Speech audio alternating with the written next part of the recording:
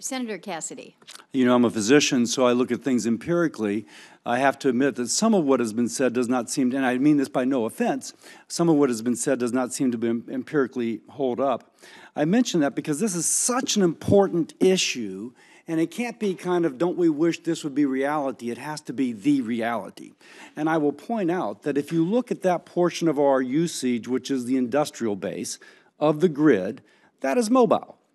And if you increase the cost of their input, they move, and they move their jobs overseas. Indeed, since 1994, when the EU cap and trade and the U.S. regulatory system began on carbon, industry moved to China. And the increase in emissions by China exceeds the decreases in the EU and U.S. put together. Carbon leakage. And you can see what happened in Great Britain. They've achieved their success principally by the employment of natural gas versus coal, and by carbon leakage.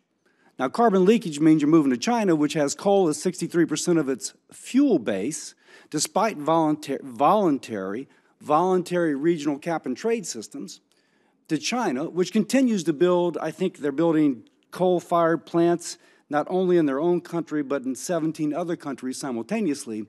They show no true commitment to this. And a carbon tax, we'd have to have a border adjustment carbon tax, aside from WTO problems, empirically is going to be complicated because of international supply chains.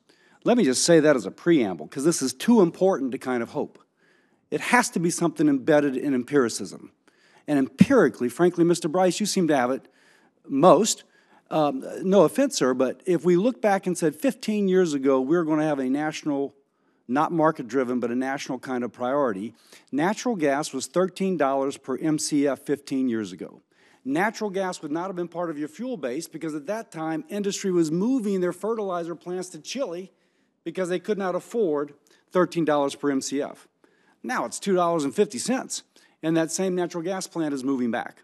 So I think empirically, I think market forces are going to be that which is most. And the renewables, it depends on how you define renewable. I understand renewable can be nuclear because it's always there. It can be natural gas because, gosh, it always comes out of the ground. It could be wind and solar.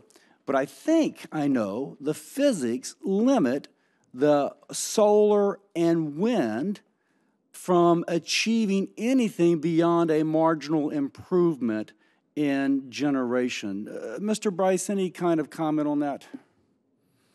Well, just a couple ones, which is that when you're talking about, I have solar panels on the roof of my house. I have 8.5 kilowatts of solar on the roof of my house. Solar is growing and growing rapidly. I'm bullish on solar, but it still has major land requirements. Wind energy, they're reaching the limit.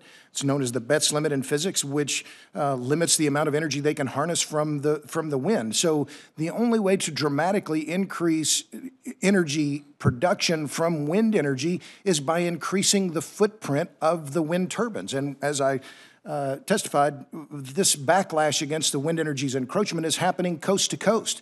And it's happening in my home state of Oklahoma. I talked to the mayor of Hinton, Oklahoma 3 days ago.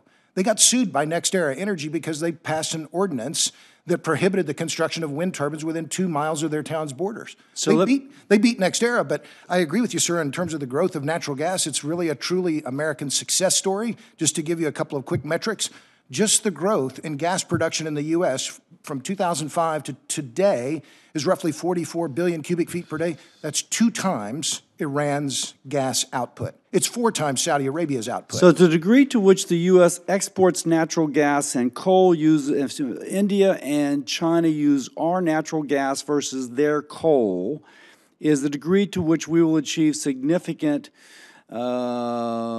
decreases in global greenhouse gas emissions. By the way, let me also point out that if you look at the academic journals, all of China's coal-fired plants on the Pacific coast emit SOx and NOx that blows over the Pacific and lands on our Pacific coast. So the idea that we're going to somehow increase the price of energy on the grid and industry will not move to China and we won't have SOx and NOx blown over on our country, I think empirically is wrong. So I do think natural gas is the way to go. Let me also say, I've never done this before, Madam Chair. I would like to submit a YouTube video for the record. Be capable of receiving that? I don't know that.